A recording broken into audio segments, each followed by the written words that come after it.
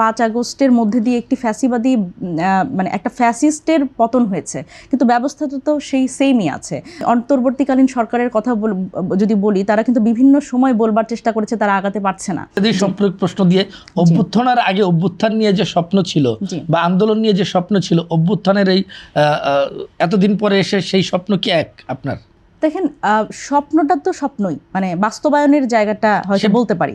স্বপ্নটা কিন্তু এখনো স্বপ্ন, কারণ বাংলাদেশটা আমি এটা মনে করি না যে 5 আগস্টের মধ্যে দিয়ে একটি ফ্যাসিবাদী মানে একটা ফ্যাসিস্টের পতন হয়েছে, কিন্তু ব্যবস্থাটা তো সেই সেমই আছে। আমরা যদি দেখি যে আমি অন্তর্বর্তীকালীন সরকারের কথা যদি বলি, তারা কিন্তু বিভিন্ন সময় বলবার চেষ্টা করেছে তারা আগাতে পারছে না।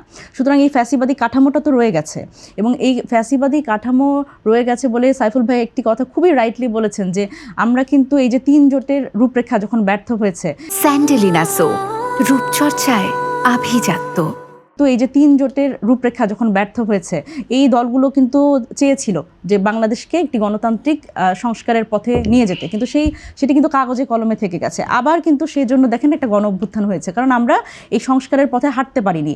আমাদের দলগুলোর মধ্যে যে আন্তরিকতার অভাব, ব্যাপারটা তা না, কিন্তু কোনো সময় আমরা যদি বলি 24-এর পরে যেই গণতান্ত্রিক উত্তরণের পথে আমরা হাঁটতে চেয়েছি, আমরা এখানে দেখেছি অনেক ধরনের বাধা।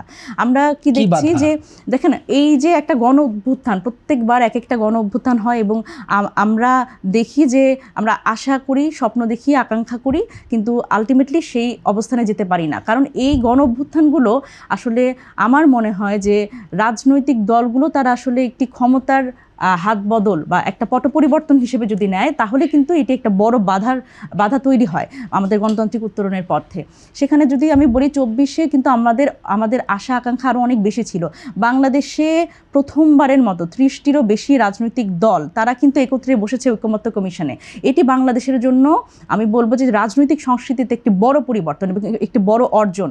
আপনি দেখেন, প্রত্যেকেই কিন্তু নিজেদের দলীয় স্ট্যান্ড থেকে বাইরে এসে তারা কিন্তু বাংলাদেশে মানে গণতান্ত্রিক বাংলাদেশের জন্য তারা কিন্তু এই সংস্কার প্রক্রিয়াতে অন্তর্ভুক্ত হয়েছে। এটি বাংলাদেশের জন্য যেরকম একটি বড় অর্জন, এবং আমি সাথে সাথে এটিও বলবো যে যেই স্বপ্নটি আমরা দেখেছিলাম সেটি বাস্তবায়নের পথে যে বাধা আমরা এখন দেখছি, আমরা বিভিন্ন রাজনৈতিক দলের পক্ষ থেকে যখন দেখছি যে এই সংস্কারটি আসলে একটু খেলো করে দেওয়া হচ্ছে, একটু কমজোর করে দেওয়া হচ্ছে, এবং সেটি বাস্তবায়ন নিয়ে নানান ধরনের অনাস্থা তৈরি হচ্ছে সাধারণ মানুষের মনেও। তো সেটি একটি সাধারণ মানুষ যদি অনাস্থা প্রকাশ করে, তাহলে এই ঐক্যমতের ভবিষ্যৎ কি দাঁড়াবে? আসলে এটি দেখেন, আমার মনে হয় যে এই ঐকমত্য কমিশন যেরকম একটি গুরুত্বপূর্ণ বাংলাদেশের রাজনৈতিক পরিবর্তনের ক্ষেত্রে, কিন্তু এটি যদি বাস্তবায়ন করা না যায়, সেটি কিন্তু আমাদের জন্য আরও একটি বড় ব্যর্থতা হবে। এবং